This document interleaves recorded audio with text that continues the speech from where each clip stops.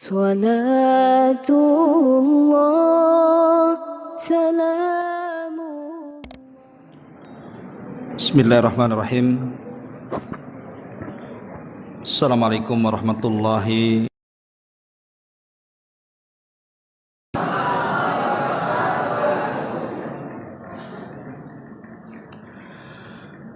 Alhamdulillah wassalatu wassalamu ala rasulillah wa ala alihi wa sahbihi wa mawalah wa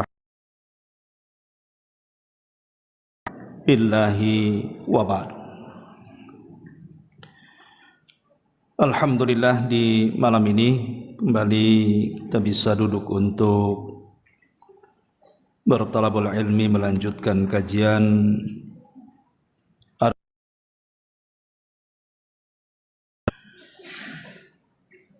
dan kita masuk pada hadis yang ketiga dari hadis Arba'in Nawawi. Siapa yang hafal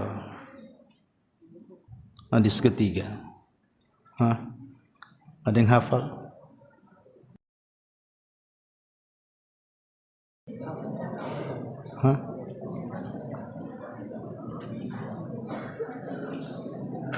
Taib, nanti aja ditanya jawab saja. Kita baca hadisnya. An Abi Abdurrahman Abdullah ibni Umar ibni al-Khattab radhiyallahu anhuma. Qala sami'tu Rasulullah sallallahu alaihi wasallam yaqul buniyal islamu ala khamsin syahadati an la ilaha illallah wa anna muhammadar rasulullah wa iqamis salati wa ita'iz zakati wa hajjil baiti wa saumi ramadan. Rawahul Bukhari wa Muslim.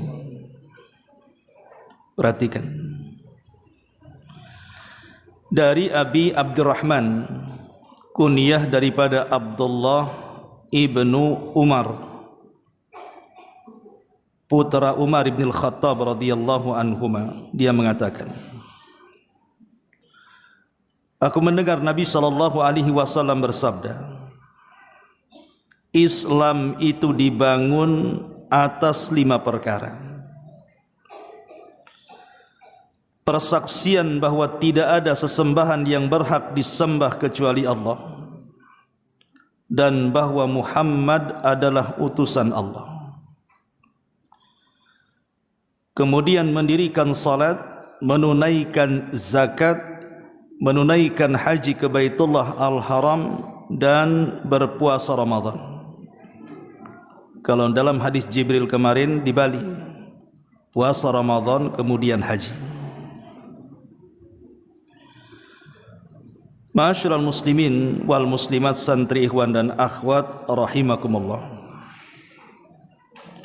Hadis ini ada asbab wurudnya. Kenapa Abdullah ibn Umar sampai mengucapkan kalimat ini? Jadi ada seorang sahabat bertanya kepada Abdullah ibn Umar, ma hamalaka anta hujja kulla amin wa ta'tamira kulla amin wa tatrukal jihad. Wahai Aba Abdurrahman, kenapa engkau melakukan haji hampir setiap tahun, melakukan umrah juga hampir setiap tahun, tapi engkau meninggalkan jihad? Dan kenapa jihad tidak dimasukkan di dalam rukun Islam? Karena jihad itu asal hukumnya fardu kifayah, sementara kita bicara tentang fardu ain di sini. Maka Abdullah ibn Umar radhiyallahu anhuma mengatakan, fa inni sami'tu an-nabiy sallallahu alaihi wasallam yaqul buniyal islam ala khamsin syahadati an la ilaha illallah wa anna muhammadar rasulullah wa iqamis salati wa ita'iz zakati wa hajjil baiti wa saumi Ramadan. Karena aku mendengar, kata Ibnu Umar radhiyallahu anhuma, Nabi bersabda, Islam itu dibangun di atas 5 perkara. 2 kalimat syahadat, melaksanakan atau menegakkan salat, menunaikan zakat, haji dan juga puasa. Di sini tidak ada jihad. Karena ini cerita tentang fardu ain, bukan fardu kifayah. Kecuali dalam kondisi tertentu jihad juga bisa jadi fardu ain. Sedikit kita bicara tentang rawi hadis dulu. Abdullah ibnu Umar. Abdullah ibn Umar ini satu di antara 4 yang disebut dengan Al-Abadilah. Al-Abadilah itu ada 4. Maksud Abadilah itu artinya nama-nama sahabat yang dimulai dengan Abdullah. Itu disebut Abadilah. Sebenarnya banyak, bukan hanya 4. Tetapi di zaman mereka, ketika 4 orang ini hidup, semua fatwa tertuju kepada 4 orang ini. Kalau 4 orang ini sudah sepakat tentang sebuah hukum, maka semua manusia mengikutinya. Makanya disebut Al-Abadilatul Arba'. Siapa mereka? Pertama Abdullah ibnu Umar radhiyallahu anhuma. Yang kedua Abdullah ibnu Zubair. Yang ketiga Abdullah ibnu Abbas. Dan yang keempat Abdullah ibnu Amr ibn Asin radhiyallahu anhum, penulis wahyu. Inilah yang disebut dengan Abadilah Al-Arba' di sini. Saya ulangi, Abdullah ibnu Umar, Abdullah ibnu Abbas, Abdullah ibnu Zubair dan Abdullah ibnu Amr ibn Asin. Ketika 4 manusia hidup di zamannya, semua fatwa itu tertuju kepada 4 manusia mulia ini. Makanya disebut Al-Abadilah. Abdullah ibn Umar radhiyallahu anhuma terkenal sebagai manusia yang paling jauh daripada fitnah. Ketika banyak terjadi fitnah di zaman itu, maka dia tidak pernah terlibat dalam fitnah itu.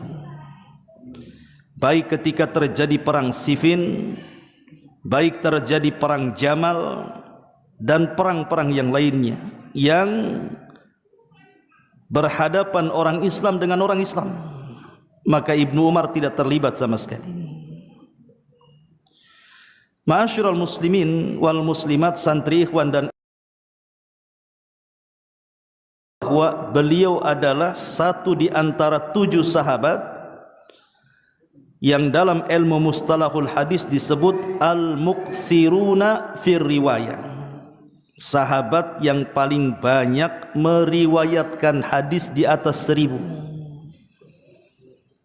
Salah satunya adalah Abdullah ibnu Umar. Dia termasuk al-muktsiruna fir riwayah. Dan Abdullah ibn Umar radhiyallahu anhuma terkenal dengan orang yang sangat ittiba dengan sunnah. Sampai ada sebagian sahabat itu mengatai dia terlalu gulu terhadap sunnah.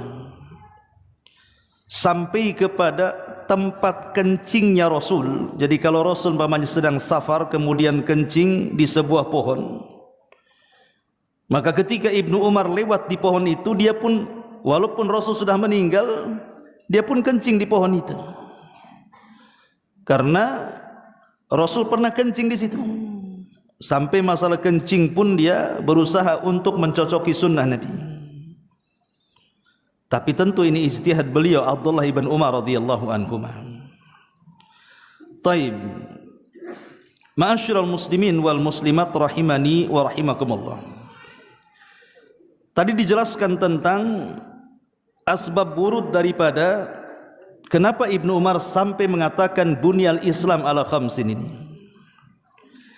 Karena ada yang mengatakan kepada Ibnu Umar, wahai Ibnu Umar, kenapa engkau haji hampir setiap tahun dan umrah hampir setiap tahun, tapi engkau tidak terlibat dalam jihad? Sebenarnya dia terlibat juga dalam jihad, tapi tidak serajin yang lainnya.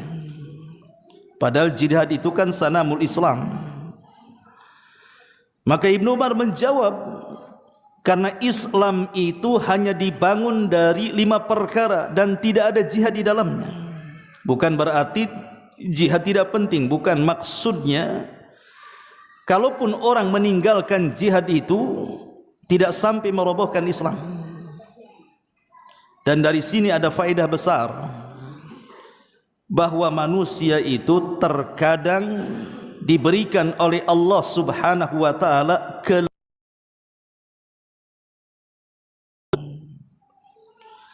ada orang yang dilebihkan, mungkin dia mudah berpuasa, bukan hanya yang wajib tapi juga yang sunnah, tapi tidak dilebihkan dari salat malamnya.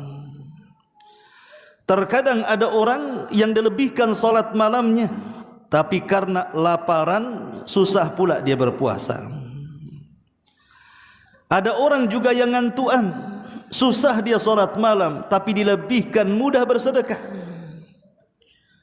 Itulah kenapa pintu sorga itu macam-macam namanya. Ada pintu salat, ada pintu sedekah, ada pintu jihad. Karena masing-masing dalam beribadah itu punya gairah sendiri-sendiri. Ada sebuah faedah yang luar biasa tentang surat menyurat antara Abdullah ibnu Mubarak dengan Fudail ibn Iyad rahimahumullahu al-jami'. Jadi Abdullah ibn Mubarak ini dia sedang berperang, dia berada di Thugur. Thugur itu ya perbatasan dalam jihad, dalam rangka mempertahankan sebuah negara Islam dari serangan musuh. Jadi Abdullah ibn Mubarak itu sedang berjihad, sementara Fudail ibn Iyad ini rajin melaksanakan ibadah di Masjidil Haram. Jadi Fudail ibn Iyad ini menyurati Abdullah ibn Mubarak, menegur dan mengatakan, wahai Ibnu Mubarak, kenapa engkau tidak pulang saja ke haram? Kau bisa iktikaf di haram, bisa solat di haram, bisa membaca Al-Quran di haram, bisa mengajar hadis di haram. Buat apa engkau di sana? Maka Abdullah ibn Mubarak rahimahullahu ta'ala menjawab tu suratnya Fudail ibn Iyad itu dengan sebuah syair yang sangat bagus sekali. Saya baca syairnya. Kata Abdullah ibn Mubarak, ya abidal haramaini, lau absartana la alimta annaka fil ibadati tal'abu. Man kana yakhdibu khaddahu bidumu'ihi fanuhuruna bidima'ina tatakhaddabu. Au kana yut'ibu khilahu fi batili fakhuyuluna yawmas sabihati tat'abu. Rihul abiri lakum wa nahnu abiruna arahjus sinabika wal ghubaru atyabu. Laqad atana min maqali nabiyyina qaulun sahihun sadiqun la yuqdhabu. La yastawi wa ghubaru khailillahi wa ghubaru khailillahi fi anfi imri'in wa dukhanu narin talhabu. Hadza kitabullah mayyitin la yuqdhabu. Apa kata Abdullah ibn Mubarak menjawab surat daripada Fudail ibn Iyad ini? Beliau mengatakan, wahai penyembah 2 tanah suci haram, jika kamu melihat kami, kamu akan tahu bahwa dalam penyembahan kamu ini sedang bermain-main. Barang siapa menodai pipinya dengan air matanya, maka mata kita akan berlumuran darah. Atau dia melelehkan kedua dengan sisa-sisa, jadi kuda kita lelah di pagi hari berbeda dengan kalian.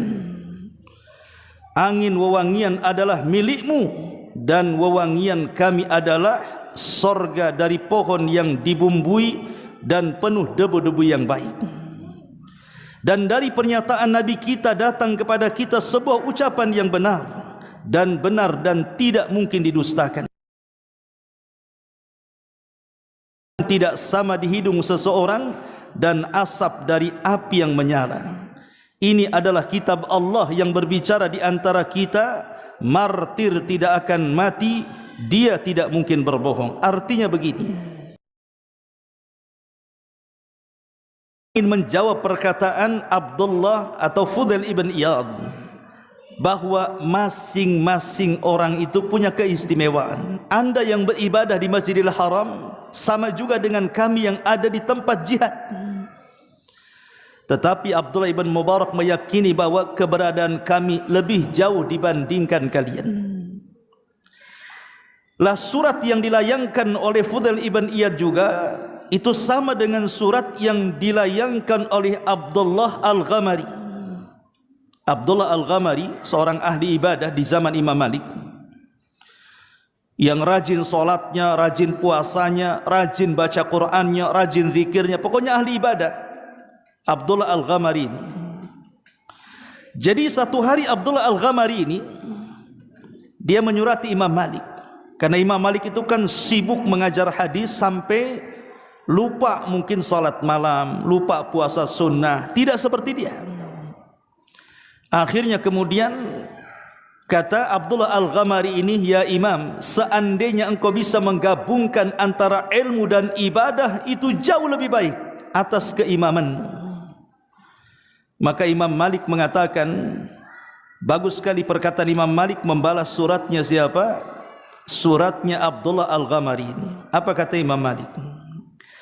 Inna Allaha qasamal a'mala kama qasamal arzak, farubba rajulin futiha lahu fi salati walam yuftah lahu fi sawmi, wa akhar futiha lahu fi sadaqi walam yuftah lahu fi sawmi, wa akhar futiha lahu fil jihad fanushiral ilmu min futiha lahu fil jihad fanashrul ilmi min afdali a'malil birri, wa qad raditu bima futiha li fihi wa ma adhunnu ma ana fihi biduni ma anta fihi wa arju an yakuna kilana ala khairin wa birrin.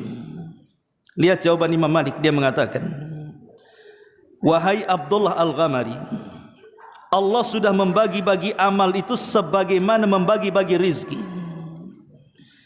Boleh jadi orang itu dimudahkan salat tapi tidak dimudahkan puasa, atau dimudahkan sedekah tapi tidak dimudahkan puasa, atau dimudahkan jihad dan tidak dimudahkan yang lainnya.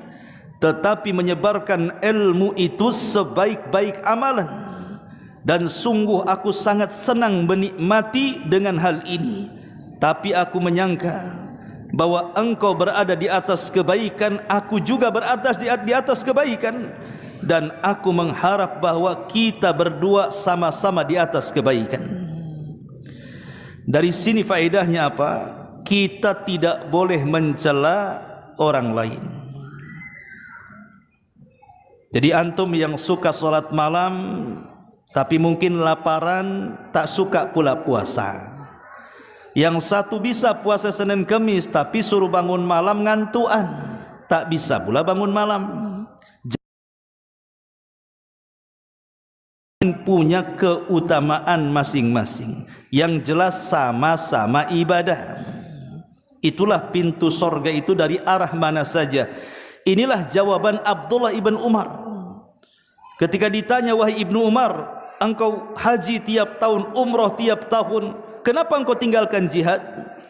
Maka Ibnu Umar membaca hadis ini, karena aku mendengar Nabi SAW bersabda, buniyal Islam ala khamsin, syahadati an la ilaha illallah wa anna muhammadar rasulullah, wa iqamis salati wa ita'iz zakati wa hajjil baiti wa saumi Ramadan.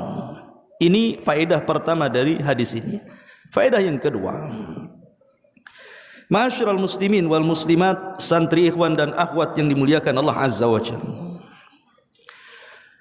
Kita tahu bahwa agama ini bukan hanya rutinitas ibadah, tapi juga harus melahirkan akhlak-akhlak. Lah rukun Islam ini kalau kita perhatikan dari syahadat sampai haji, itu semua membangun akhlak. Kalau kita cerita tentang tauhid, jelas tauhid itu membangun akhlak. Karena tauhid itu bisa membersihkan jiwa, diajarkan keikhlasan di dalamnya. Dan ikhlas itu akhlak kaum muslimin. Kita tentang salat, Allah mengatakan dalam surah Al-Ankabut ayat 45, inna salata tanha anil fahsya'i wal munkar. Salat itu bisa mencegah perbuatan keji dan kemungkaran. Ini juga mengajarkan akhlak. Kemudian kalau kita cerita tentang zakat, Allah mengatakan khudh min amwalihim sadaqatan tutahhiruhum wa tuzakkihim biha. At-Taubah 103. Ambillah dari harta-harta mereka sebagai sedekah. Untuk apa? Membersihkan mereka, membersihkan hati mereka, membersihkan harta mereka. Dan ini bagian daripada akhlak, membersihkan hati. Kalau cerita tentang haji, Rasul mengatakan apa? Man hajjal baita falam yarfus walam yafsuq raja'a kayaumin waladathu ummuhu. Siapa yang haji, dia tidak mengeluarkan kata-kata kotor, dia tidak melakukan kefasikan, maka pulang seperti bayi yang baru dilahirkan. Dan kalau cerita puasa, ma'ruf, idza kana saumi ahadikum fala yarfus yawma idin wala yaskhab wa in syatamahu ahadun aw qatalahu falyaqul inimru'un shaim, kata Rasul. Apabila salah seorang di antara kalian berpuasa, maka jangan mengeluarkan kata-kata kotor dan jangan berteriak-teriak. Dan kalau ada orang yang mencelanya atau mengajak ribut dengannya, katakan saya sedang berpuasa. Dari sini kita tahu bahwa rukun Islam itu melahirkan akhlak. Ini faedah yang kedua. Rukun Islam itu melahirkan akhlak. Kemudian faedah yang ketiga, ma'asyiral muslimin wal muslimat rahimani wa rahimakumullah. Makna Islam. Makna Islam kata para ulama, Islam itu memiliki tiga makna. Karena di sini Rasul mengatakan bunyal Islam, dibangun Islam itu. Islam itu memiliki tiga makna. Makna secara umum, makna secara khusus, dan makna akhas, lebih khusus lagi.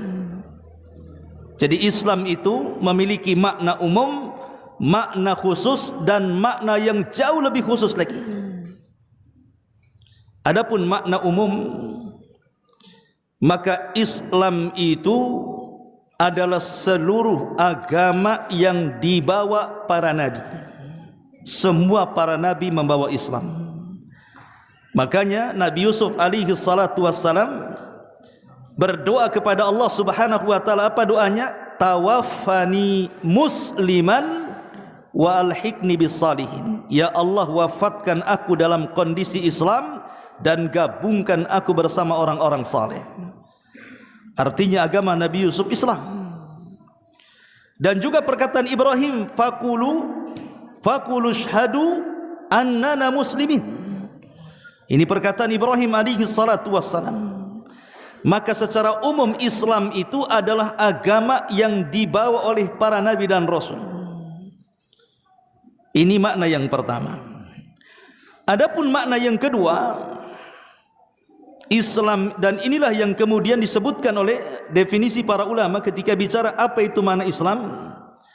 Makna Islam itu al-istislamu bitauhidi wal inqiyadu lahu bit-ta'ati wal bara'atu anisyirki wa ahli.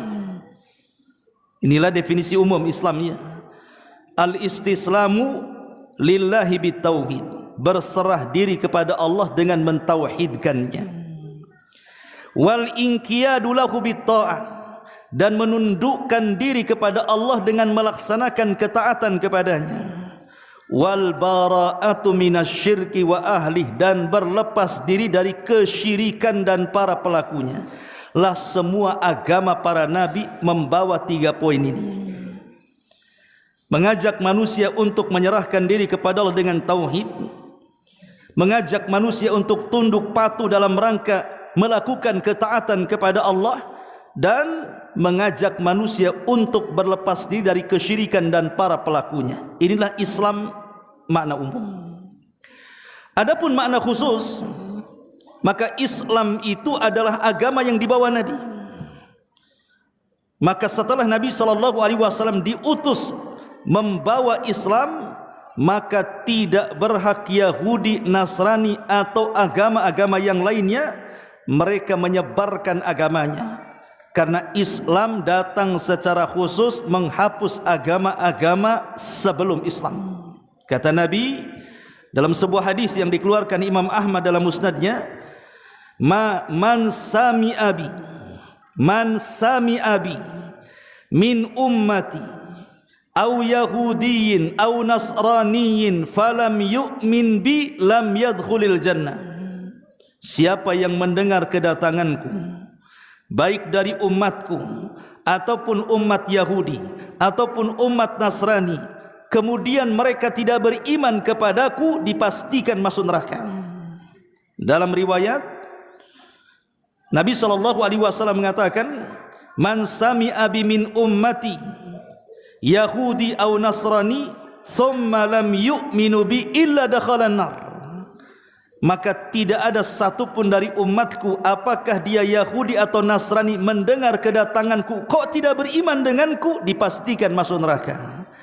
Dari sini kita tahu bahwa Islam itu satu-satunya agama yang dibawa Nabi hari ini. Ini makna khusus namanya, agama yang dibawa Nabi. Ada makna yang lebih khusus lagi daripada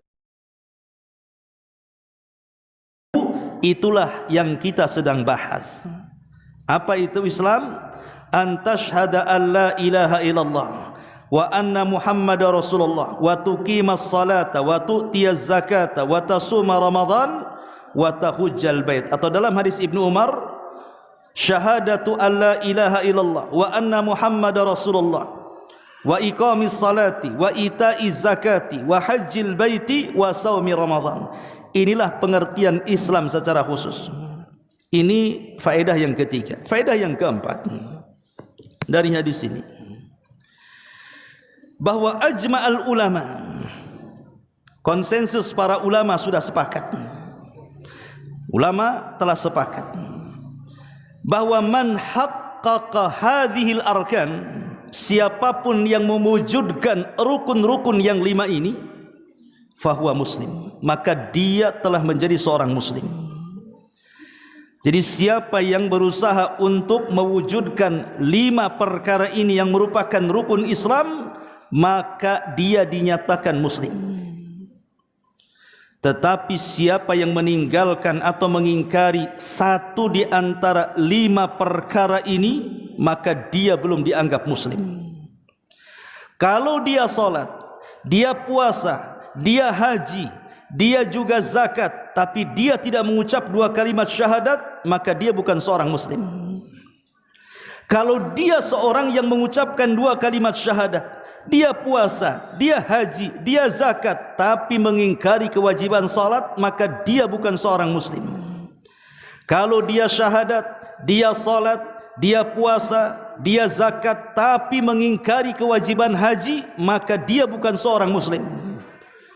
Maka siapa yang mewujudkan 5 perkara ini, dipastikan dia seorang muslim.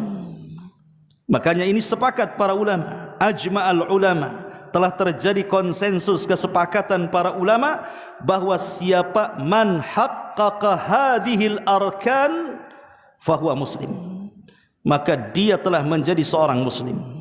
Ini faedah yang keempat. Faedah yang kelima, ma'asyiral muslimin yang dimuliakan Allah Azza wa Jalla, makanya lihat Nabi SAW mengistilahkan Islam itu dengan bangunan. Kata Al-Hafidh Ibnu Rajab Al-Hambali, kenapa Allah mengistilahkan Islam dengan bangunan? Karena yang menegakkan bangunan Islam itu adalah 5 pilar ini. Kalau satu saja hilang, maka roboh bangunan itu. Makanya dimulai dengan kalimat bunia, dibangun. Berarti harus 5 perkara ini ada, baru bangunan itu terjadi. Ma'asyiral muslimin yang dimuliakan Allah Subhanahu wa taala. Taib. Kemudian yang keberapa? Yang kelima, salat, puasa, syahadat, salat, puasa, zakat, haji. 5 perkara ini. Ini rukun Islam ini bukan hanya dilakukan oleh umat Islam saja. Jadi rukun Islam dari syahadat, salat, zakat, puasa, haji ini bukan syariat yang disyariatkan kepada umat Islam saja, tetapi rukun Islam ini juga disyariatkan kepada umat sebelum Islam. Ingat ya, jadi seluruh syariat para nabi, seluruh syariat para rasul, maka mereka pun disyariatkan 5 perkara ini. Lihat perkataan Nabi Isa, wa awsani bis salati waz zakati ma dumtu hayya. Dan Allah mewasiatkan kepadaku untuk apa? Salat dan zakat. Artinya salat dan zakat juga disyariatkan kepada syariat Nabi Isa. Kemudian haji, wa adzin fin nas bil haji ya'tuka rijalan wa ala kulli dhamirin ya'tin. Ini perkataan siapa? Ibrahim. Ibrahim disuruh oleh Allah Subhanahu wa taala untuk mengumandangkan apa? Mengumandangkan haji. Artinya haji juga syariat para nabi sebelum Islam. Kemudian apalagi puasa? Jelas puasa. Ya ayyuhalladzina amanu kutiba alaikumusiyam kama kutiba alal ladzina min qablikum la'allakum tattaqun. Wahai orang-orang yang beriman, telah diwajibkan kepada kalian berpuasa sebagaimana puasa ini diwajibkan kepada umat sebelum kalian. Artinya puasa, zakat, salat, haji itu juga disyariatkan kepada umat sebelum Rasul sallallahu alaihi wasallam, apalagi syahadat. Walaqad ba'atsna fi kulli ummatir rasulan an ibudullaha wajtanibu taghut. Tidaklah kami utus pada tiap-tiap umat ini seorang rasul, melainkan menyerukan dakwah kepada umatnya, sembahlah Allah, tauhidkan Allah, esakan Allah, dan jauhi sesembahan selain daripada Allah alias taghut. Ini faedah yang keberapa? Yang keenam, bahwa semua rukun Islam ini juga syariat yang disyariatkan kepada seluruh para nabi dan rasul. Ma'asyiral muslimin wal muslimat, santri, ikhwan dan akhwat yang dimuliakan Allah Subhanahu wa taala. Taib. Kemudian faedah yang berikutnya, bicara sedikit tentang 2 kalimat syahadat. Kita tahu bahwa kalimat tauhid la ilaha illallah, banyak orang yang kemudian salah ketika memahami kalimat la ilaha illallah. Hanya orang-orang yang diberikan taufik oleh Allah Subhanahu wa taala yang memahami makna kalimat la ilaha illallah, dan mereka adalah ahli sunnah wal jamaah. Makna kalimat la ilaha illallah artinya la ma'buda bihaqqin illallah. Kalau antum ditanya apa sih makna la ilaha illallah, maka makna la ilaha illallah adalah la ma'buda haqqun atau bihaqqin illallah, kecuali Allah. Tidak ada sesembahan yang disembah dengan benar kecuali Allah Subhanahu wa taala. Dan di sini ada 2 perkara. Pertama yang ditiadakan, yang kedua ditetapkan. Jadi tauhid itu harus ada yang dibuang, harus ada yang ditetapkan, itulah la ilaha illallah. Karena di masyarakat ada orang yang mentalkin orang yang sedang sakaratul maut bukan la ilaha illallah, tapi menyebut kalimat Allah. Allah, Allah, kalimat Allah ini tidak ada. Makanya Nabi SAW tidak pernah menganjurkan mentalkin ini dengan kalimat Allah, tetapi Rasul mengatakan lakinu mautakum bila ilaha illallah. Ejahkan orang yang sedang sakaratul maut di antara kalian dengan kalimat la ilaha illallah. Karena kalimat ini disebut kalimatut tauhid, ada yang dibuang, ada yang ditetapkan. Karena tidak semua sesembahan yang disembah manusia itu benar. Jadi kalau saya bahasa kasarnya, semua Tuhan selain daripada Allah itu ambil, karungi, lempar ke lautan. Kemudian kita tetapkan satu saja. Bukan berarti satu ini bagian daripada Tuhan yang dikumpulkan, tidak. Dia tidak termasuk itu. Illallah, kecuali Allah subhanahu wa ta'ala, itulah zat yang berhak disembah, dan yang lainnya tidak berhak disembah. Dan kalimat la ilaha illallah ini bukan kalimat biasa. Nabi Musa alaihi salatu wasalam dalam kitab Tauhid karya Syekh Muhammad bin Abdul Wahab pernah meminta kepada Allah, walaupun sebagian para ulama melemahkan riwayat ini. Jadi Nabi Musa mengatakan kepada Allah subhanahu wa ta'ala, ya Rabb, alimni kalimatan adhkuruka wa ad'uka bika. Ya Rabb, ajarkan kepadaku kalimat yang aku bisa berzikir dan berdoa dengan kalimat itu. Maka Musa diajarkan kalimat la ilaha illallah. Kemudian kata Musa, ya Rabb, yang lain sajalah, itu kalimat sudah banyak orang-orang mengucapkannya, saya ingin kalimat yang lain. Maka Allah subhanahu wa ta'ala mengatakan, ya Musa, seandainya kalimat la ilaha, seandainya langit dan bumi ini dan isi keduanya ditimbang fi kifatin wa la ilaha illallah fi kifatin, malat bihinna la ilaha illallah. Jadi kalau ditimbang di langit dan bumi di sebuah timbangan, dan la ilaha illallah di neraca satunya, maka la ilaha illallah itu lebih berat. Dalam riwayat artinya naik ke atas. Dari sini kata para ulama, inilah perbedaan timbangan di dunia dengan akhirat. Kalau timbangan di dunia, kalau berat dia ke bawah. Kalau timbangan di akhirat itu tosat dia ke atas. Karena sorga itu darajat, sementara neraka itu darakat. Apa darajat atau darakat? Darajat itu tangga ke atas, kayak lift itu namanya darajat namanya. Kalau darakat itu ya terjun ke bawah tuh. Makanya timbangan di akhirat itu melenting ke atas. Tosat bihinna la ilaha illallah. Satu hari ada seorang sahabat namanya Usamah ibn Zaid. Usamah ibnu Zaid, putra daripada Zaid ibnu Harithah, anak angkat Nabi, orang yang sangat dicintai Nabi. Diutus oleh Nabi SAW dalam Sariyah. Sariyah itu pasukan khusus yang tidak dipimpin Nabi. Berangkatlah pasukan khusus untuk memerangi musuh. Allah takdirkan menang.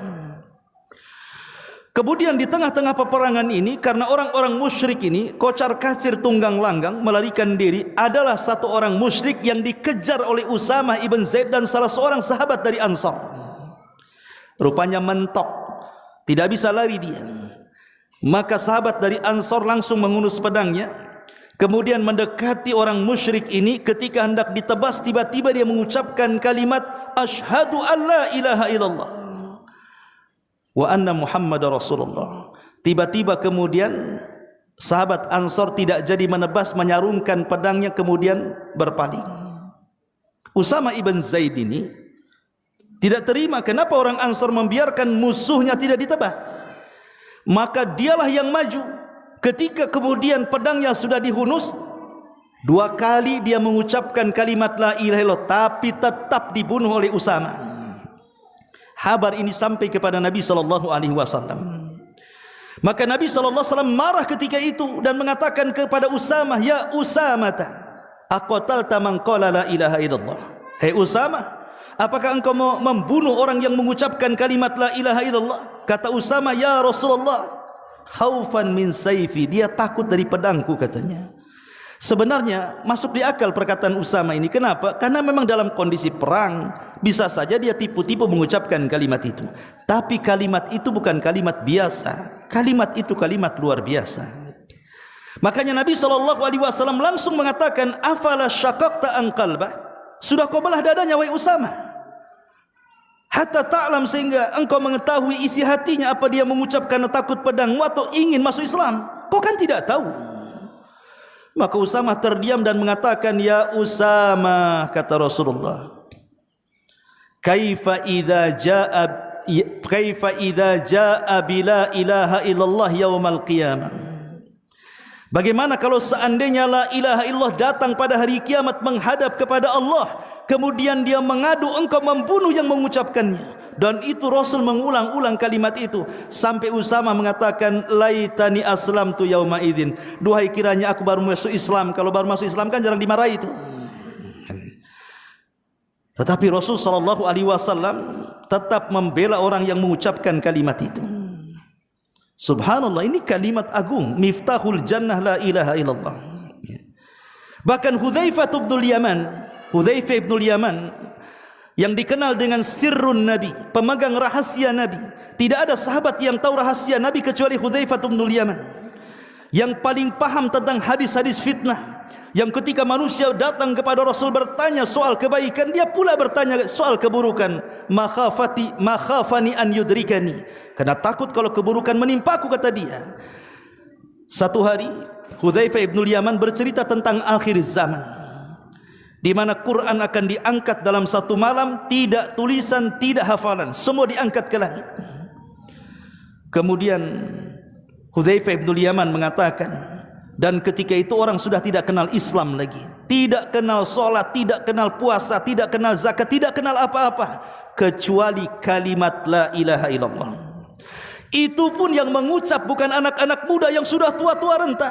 Itu pun bukan karena paham, karena mereka pernah mendengar nenek moyang mereka mengucapkan kalimat itu, mereka pun mengucapkannya. Jadi sahabat ini mengatakan, ya Hudzaifah, atunjihim bila ilaha illallah, apakah la ilaha bisa menyelamatkan mereka? Atunjihim la ilaha illallah, apakah la ilaha bisa menyelamatkan mereka wahai Usama? Kata Usama, ya, la ilaha illallah bisa menyelamatkan mereka. Itulah ma'asyarul keajaiban kalimat la ilaha illallah luar biasa. Ma'asyiral muslimin wal muslimat, santriwan dan akhwat yang dimuliakan Allah Azza wa Jalla, kalimat yang luar biasa ini tentu ada syaratnya. Saya tidak akan menjelaskan syaratnya, hanya menyebutkan saja, antum tulis saja. Syarat la ilaha illallah itu ada 7. Pertama, al-ilmu. Syarat la ilaha illallah harus adanya ilmu dalam pengucapannya. Yang kedua, al-yaqinu, harus ada keyakinan saat mengucapkannya. Yang ketiga, al-qabulu, harus ada penerimaan total saat mengucapkannya. Kemudian yang keempat, al-inqiyadu, harus ada ketundukan total saat mengucapkan kalimat la ilaha illallah. Kemudian yang kelima, as-sidqu, harus ada kejujuran saat mengucapkan kalimat la ilaha illallah. Kemudian yang keenam, al-ikhlasu, harus ada keikhlasan. Dan yang terakhir, al-mahabbatu, harus ada rasa cinta. Al-ilmu, al-yaqinu, al-qabulu, al-inqiyadu, al-sidqu, al-ikhlasu, al-mahabbatu. Itulah syarat-syarat la ilaha illallah. Kalau tidak ada syarat-syarat ini, percuma mengucapkan kalimat la ilaha illallah. Gak perlu saya jelaskan nanti panjang lebar. Yang penting antum tahu poinnya. Nanti kita akan jelaskan di lain kesempatan tentang syarat la ilaha illallah di sini. Taib, ini bicara tentang kalimat asyhadu an la ilaha illallah wa asyhadu anna Muhammadar Rasulullah. Wa asyhadu anna Muhammadar Rasulullah. Kita sering mendengar apabila seseorang bersyahadat ada kalimat Abdullahi wa Rasuluh atau abduhu wa rasuluh. Apa makna abduhu dan apa makna wa rasuluh? Abduhu artinya beliau adalah abdun, wa rasuluhu berarti rasul. Maknanya abdun fala yu'bad wa rasulun fala yukadzab. Kalau kita menyebut Abdullah wa Rasul, maknanya apa? Abdun fala yu'bad wa rasulun fala yukadzab. Dia seorang hamba, jangan pernah disembah. Karena ada orang-orang yang hulu terhadap Rasul sampai memuji Rasul di atas kedudukannya sebagai Nabi dan Rasul. Sampai ada yang meminta kepada Nabi. Lihat orang-orang yang haji dan umrah itu, sampai ada orang yang menulis sesuatu di hotel, entah minta jodoh, entah minta ekonomi, dilinting-linting kertasnya.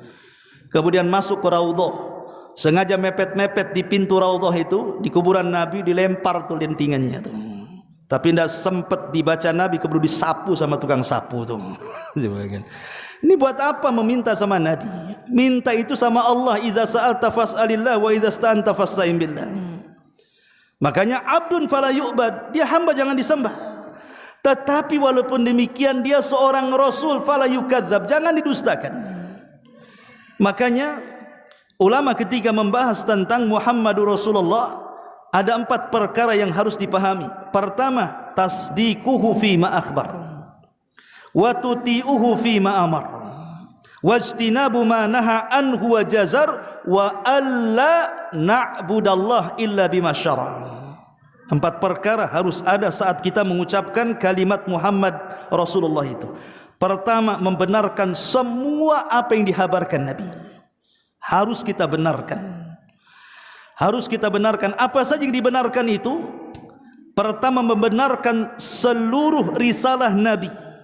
Kita harus membenarkan seluruh risalah Nabi, bahwa risalah Nabi itu mencakup manusia dan jin. Kita harus benarkan yang pertama. Yang kedua, kita harus benarkan bahwa dia adalah khatamul anbiya, penutup para nabi. Tidak ada nabi setelahnya. Kata Imam Ibnu Katsir ketika memberikan catatan wa khataman nabiyyin, dia mengatakan siapa yang mengaku nabi setelah kenabian Rasul, dustakan pengakuannya. Karena Rasul mengatakan la nabiyya ba'di, tidak ada nabi sepeninggalku. Yang ketiga, kita harus membenarkan bahwa risalah yang dibawa Rasul menghapus semua risalah dari umat-umat sebelumnya. Yang keempat, kita harus membenarkan bahwa risalah Rasul adalah sesempurna-sempurna risalah dan risalah yang paripurna. Tidak ada risalah yang lebih sempurna dibandingkan Islam. Al-yauma akmaltu lakum dinakum wa atmamtu alaikum ni'mati wa raditu lakumul Islam madina. Kemudian yang kelima, kita harus membenarkan semua khabar soal yang masuk akal atau tidak masuk di akal. Contoh umpamanya kejadian hari kiamat. Akan muncul Dajjal, akan turun Isa bin Maryam, akan muncul Ya'juj wa Ma'juj, akan muncul matahari dari arah barat, akan muncul dukhan, akan muncul binatang dari perut bumi mengecap di setiap dahi manusia. Kalau dia orang kafir, ya kafir. Kalau dia seorang muslim, ya muslim. Dan memprediksi akan terjadi gempa dari arah timur, barat dan juga jazirah Arab, dan juga api yang akan menggiring dari Aden Yaman ke Syam, tempat mahsyar mereka. Ini kan sesuatu yang di luar nalar manusia. Tapi kita wajib membenarkannya. Tasdiquhu fi. Pertama tadi apa? Keumuman risalah Nabi.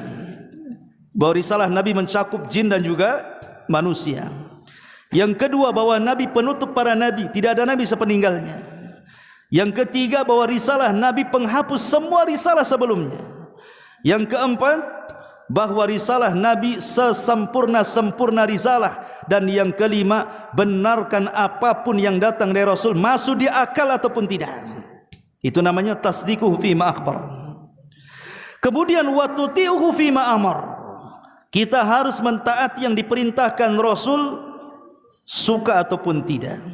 Kita harus terima. Suka ataupun tidak suka, masuk di akal atau tidak, diketahui hikmahnya atau tidak, kalau ini perintah Rasul, sami'na wa ata'na. Jangan dibantah.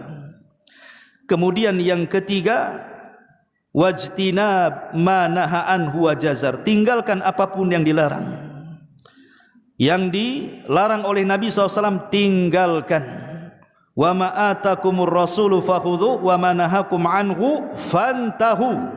Apapun yang dilarang tinggalkan segera. Dan ingat, meninggalkan larangan tidak ada kalimat istita'ah. Beda mengerjakan perintah. Kalau mengerjakan perintah ada kalimat istita'ah. Fattaqullaha mas tata'tum. Bertakwa semampu kita. Tidak bisa solat berdiri, duduk. Tidak bisa solat duduk, baring. Ada gantinya. Tapi kalau sudah larangan, jangan minum khamr. Tidak bisa. Ganti merek dari whisky ke cap janggut, tidak bisa. Ya. Karena larangan itu tidak ada gantinya. Kalau perintah ada gantinya. Makanya in istata'ta ilaiha sabil dalam haji, kalau kau mampu, ya kan? Makanya dalam menjauhi larangan, jauhi sedikit banyak. Mabok ataupun tidak mabok, tinggalkan khamr itu. Dan yang terakhir, wa alla na'budu illa bima syara. Jangan menyembah kecuali yang disyariatkan. Kalau sesuatu itu tidak disyariatkan, jangan dilakukan. Dan ibadah itu biasanya berkenaan dengan beberapa perkara. Pertama, bicara soal bilangan. Kedua, bicara soal kaifiyah. Ketiga, bicara soal sebab. Keempat, bicara soal waktu. Kelima, bicara soal tempat. Dan keenam apa? Baik, kita satu-satu dulu. Pertama, bicara soal al-adadu, bilangan. Salat Isya berapa rakaat? 4 rakaat. Antum tambah jadi 5 rakaat. Boleh? Tidak boleh. Karena itu bukan syariat. Paling banyak 3 kali basuhan, antum buat 5 kali basuhan biar bersih Ustaz. Tidak boleh. Faman zada faqad asa'a wa zalama. Siapa yang menambah basuhan, dia telah salah dan melakukan kezaliman. Paling banyak 3 saja. Itu yang dicontohkan Nabi. Jangan menambah. Yang kedua, setelah bilangan, kaifiyah, cara. Salat itu jelas ada caranya. Takbiratul ihram, berdiri, ruku, i'tidal, sujud dan begitu terusnya. Antum balik, sujud dulu baru ruku. Nggak boleh. Kaifiyahnya tidak seperti itu. Ya. Kemudian yang ketiga, sebab. Setiap antum masuk rumah, antum salat 2 rakaat. Itu salat apa itu? Tahiyatul bait, Ustaz. Masjid itu betul. Sebab masuk masjid 2 rakaat. Kalau sebab masuk rumah 2 rakaat enggak ada, berarti bukan syariat Nabi, jangan dilakukan. Enggak ada tahiyatul bait. Ya. Kemudian yang keempat, al-jinsu, jenis. Rasul mengatakan kurban itu bahimatul an'am. Pertama dengan unta, kedua dengan sapi, ketiga dengan kambing. Antum pakai kuda. Diterima?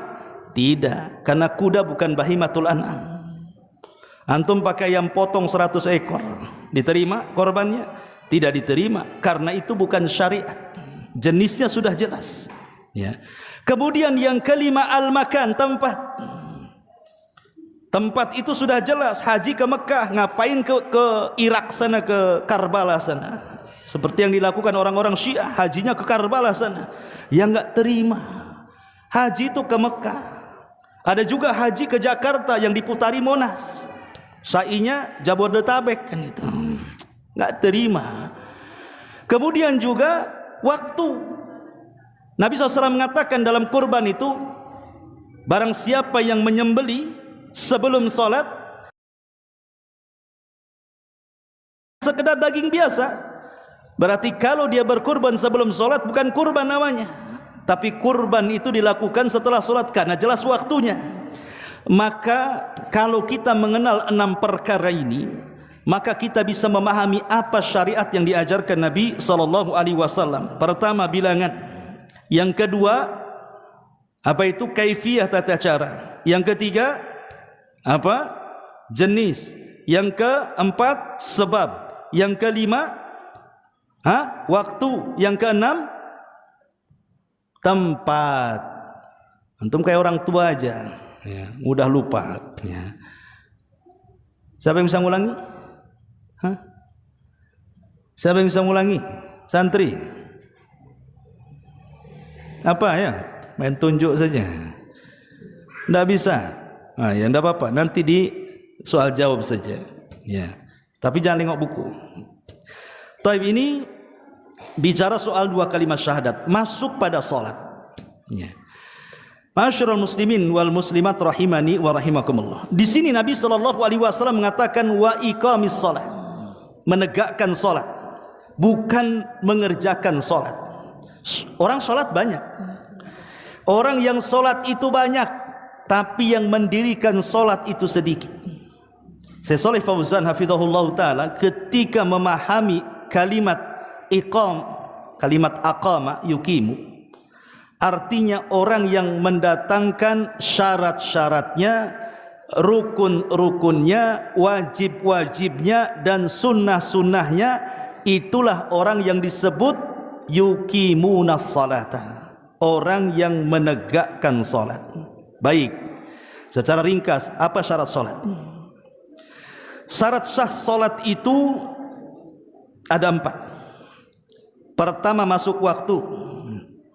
Yang kedua, bersih dari 2 hadas.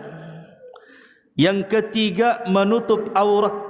Dan yang keempat, menghadap kiblat. Ini 4 syarat harus ada. Kalau antum mau salat, pertama pastikan waktunya, pastikan kesuciannya dari hadas besar atau hadas kecil. Yang ketiga, pastikan auratnya tertutup. Dan yang keempat, pastikan kiblatnya tepat. Ini namanya syarat sahnya salat. Masuk pada rukun salat. Ingat, rukun salat ada berapa? Dalam mazhab Syafi'i 15, dalam mazhab Hambali 14. Cuman bedanya memasukkan niat dan tidak saja. Syafi'i mengatakan niat rukun, Hambali mengatakan tidak, dia syarat. Jadi yang mengatakan 15 karena dimasukkan niat di situ, yang mengatakan 14 karena tidak dimasukkan niat di situ. Lah, rukun salat itu ada 14. Catat 14-nya di otak tuh. 1, tulis berdiri dalam salat wajib. Karena salat sunnah itu boleh duduk tapi pahalanya separuh. Berdiri dalam salat. Kalau sanggup berdiri kok duduk, batal salatnya.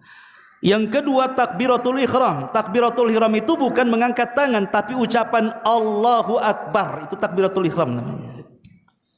Yang ketiga, baca Fatihah. Itu bagian daripada rukun. La salata illa bi Fatihatil kitab. Yang keempat, ruku'. Yang kelima, bangkit daripada ruku'. Yang keenam, i'tidal. Yang ketujuh, sujud. Yang kedelapan, bangkit dari sujud. Yang kesembilan, duduk di antara 2 sujud. Yang ke-10, tumakninah. Jangan tergesa-gesa kayak ayam lapar dikasih beras. Kemudian yang ke-8, at-tasyahudul akhir, maksudnya baca at-tahiyatu lillah. Kemudian yang ke-12, duduk tasyahud akhir. Kemudian yang 13, salam, assalamualaikum ke kanan, ke kiri sunnah. Kemudian yang ke-14, tartib. Berapa jadi 14 di situ ya? Saya ulang, berdiri, takbiratul ihram, baca Fatihah, ruku, bangkit dari ruku, i'tidal, sujud, bangkit dari sujud, duduk di antara 2 sujud, tasawuf akhir. Ya, yang nomor 10 tasawuf akhir, nomor 10 dia tumakninah nomor 10. Kemudian juga duduk tasawuf akhir, kemudian salam, kemudian tartib. Nah, itulah 14 yang disebut dengan rukun-rukun salat. Kita berbicara rukun salat itu ada 3 perkara yang harus dipahami. Rukun salat ini tidak bisa ditinggalkan. 1, karena alasan lupa. 2, karena alasan tidak sengaja. 3, karena alasan jahil.